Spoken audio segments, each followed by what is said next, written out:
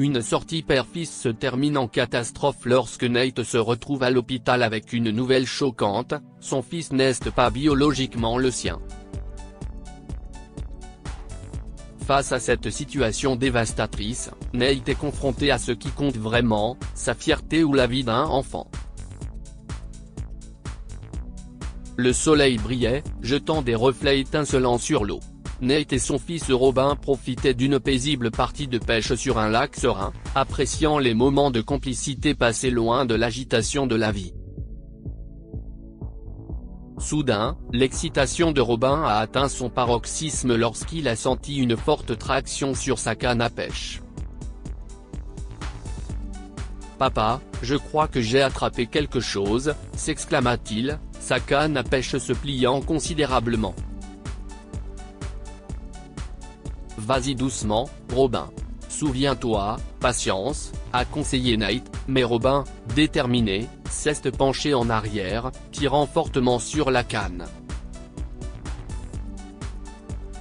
Le bateau bascula, et le jeune garçon tomba par-dessus bord. Robin. Nate plongea dans l'eau sans réfléchir, ses yeux cherchant frénétiquement un signe de son fils. Le voilà. Robin se débattit sous l'eau, ses bras s'agitant pour tenter de remonter. La peur s'est emparée de lui et le choc de l'eau froide lui a coupé le souffle. Nate, un nageur expérimenté, a rapidement atteint son fils et l'a ramené à la surface et dans le canot. « Tu vas bien, Robin ?» a-t-il demandé, le soulagement évident dans sa voix en voyant son fils tousser et cracher après la réussite de la réanimation cardio-pulmonaire. Son visage est devenu pâle lorsqu'il a remarqué que la peau de Robin devenait jaune, signe que quelque chose n'allait pas du tout. « Qu'est-ce ce qui arrive à ta peau, fiston ?» demanda Nate, le cœur battant la chamade. « Je ne sais pas, papa. Je me sens bizarre », répondit Robin, la voix tremblante. Il s'est serré le ventre, une vague de nausées l'envahissant. L'esprit de Nate s'emballa. Il a enveloppé Robin dans une couverture, essayant de le garder au chaud, et a ramé le canot jusqu'au rivage en donnant des coups de rame urgents. Une fois sur la terre ferme, Nate a soulevé Robin dans ses bras et s'est précipité dans sa voiture, conduisant aussi vite que possible jusqu'à l'hôpital le plus proche. À l'hôpital, le docteur Harris, le médecin traitant, a examiné Robin et a écouté Nate raconter les événements de la journée. Ces symptômes suggèrent une insuffisance hépatique. Nous allons devoir faire des tests immédiatement, expliqua le docteur Harris, inquiet. Une insuffisance hépatique ? Mais ce n'est qu'un enfant, docteur, répondit Nate. Le docteur Harris a posé une main réconfortante sur l'épaule de Nate. Je sais que c'est effrayant, mais nous ferons tout ce que nous pouvons pour Robin. Pour l'instant, il faut l'hospitaliser et lui faire subir une série de tests pour confirmer le diagnostic et en déterminer la cause. Alors que Robin était emmené pour des examens complémentaires, Nate attendait, accablé par la tournure soudaine des événements, passant d'une simple journée de pêche à la confrontation à une situation qui mettait la vie de son fils en danger.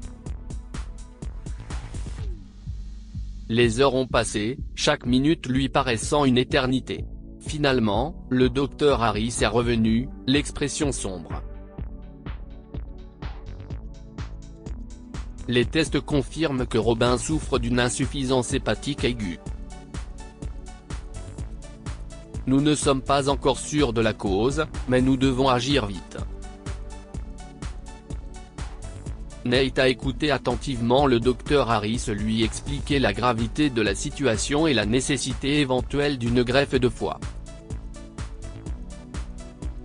C'était beaucoup à assimiler, et Nate a eu du mal à traiter les informations. Qu'est-ce ce que je peux faire ? Comment puis-je l'aider ? demanda-t-il, la voix teintée de désespoir. nous sommes en train d'évaluer le meilleur plan d'action. Gardez espoir et soyez là pour Robin, a répondu le Dr Harris. À la suggestion du Dr Harris, Nate a fait des tests, pour déterminer s'il pouvait être un donneur pour Robin. Il était assis à côté de Robin dans la chambre d'hôpital lorsque le Dr Harris est revenu avec les résultats des tests. Nate avait également appelé sa femme. Elle était en route. Vous êtes un donneur de foie compatible pour Robin, mais... Qu'est-ce ce qui ne va pas, docteur? Nate était stupéfait.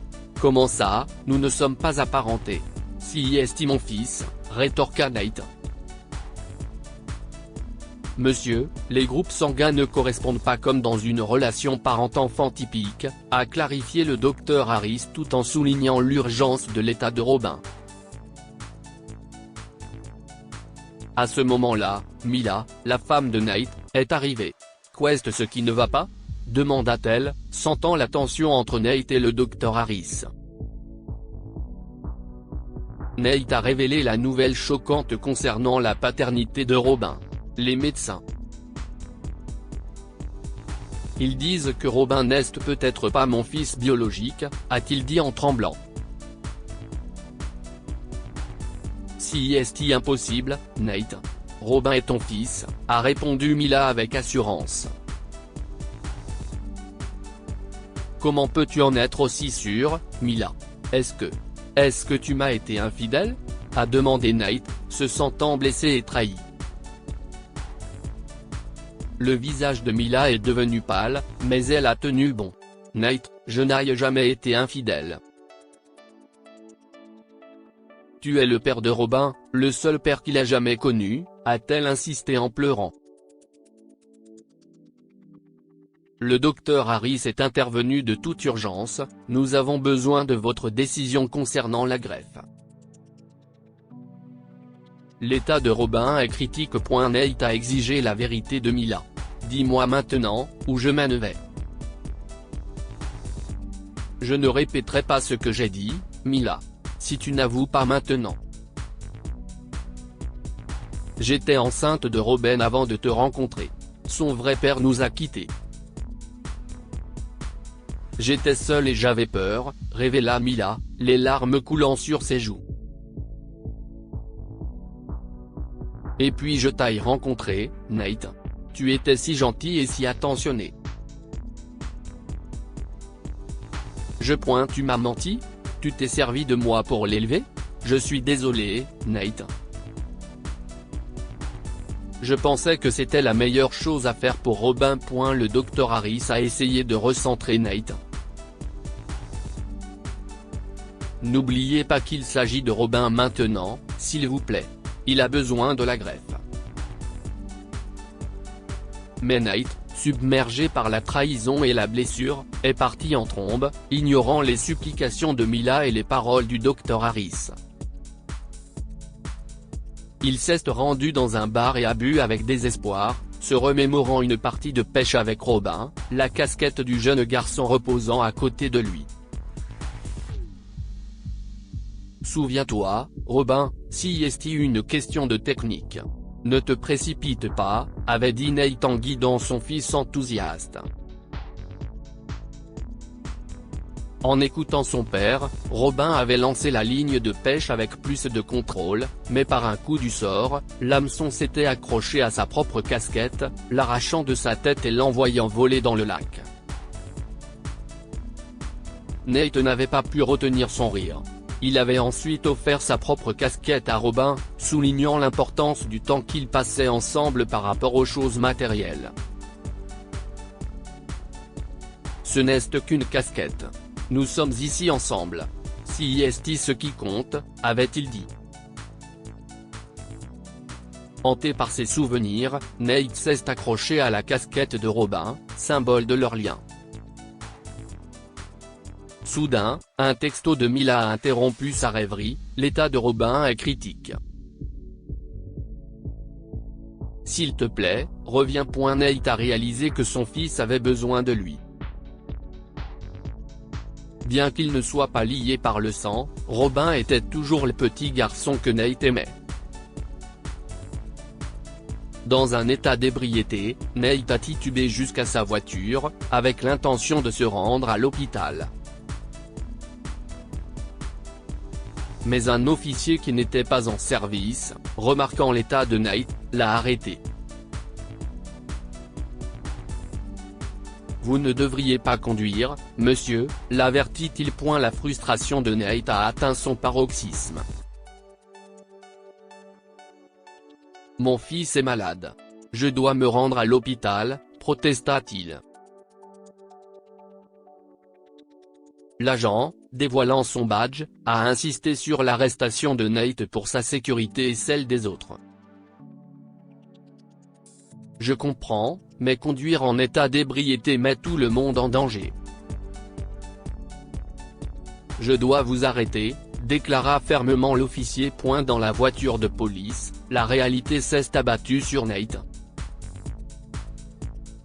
Sa tentative d'échapper à ses problèmes avait conduit à son arrestation, loin de Robin, qui avait le plus besoin de lui.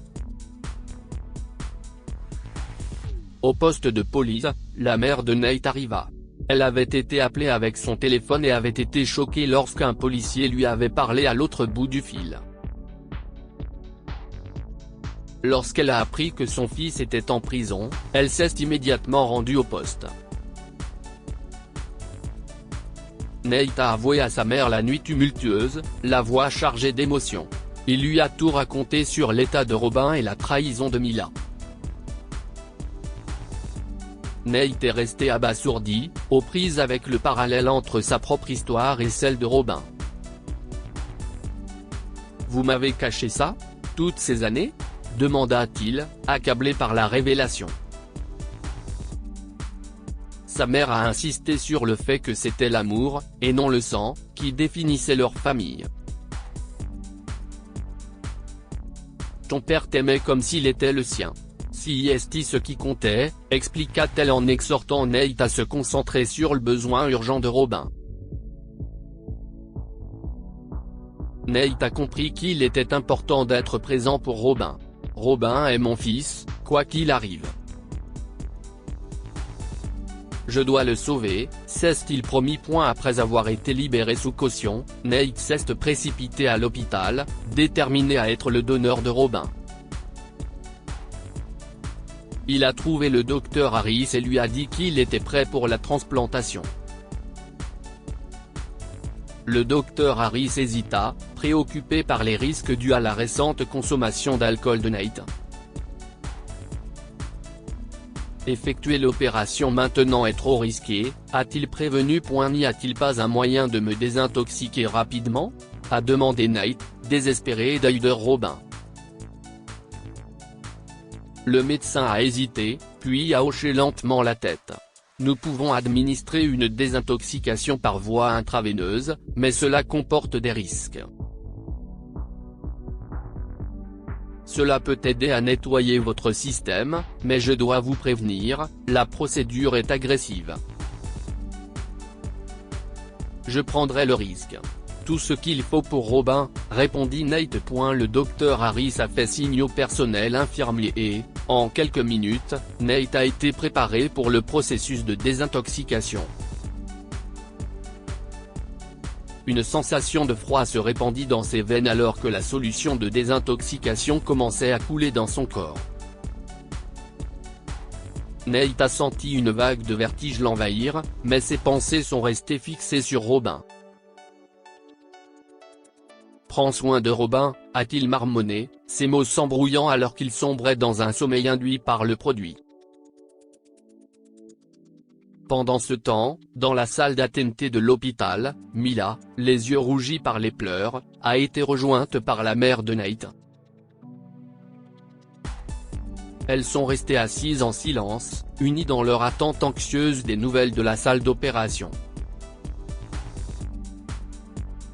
Nate s'est finalement réveillé dans une chambre d'hôpital, désorienté et faible, et a trouvé sa mère à ses côtés. «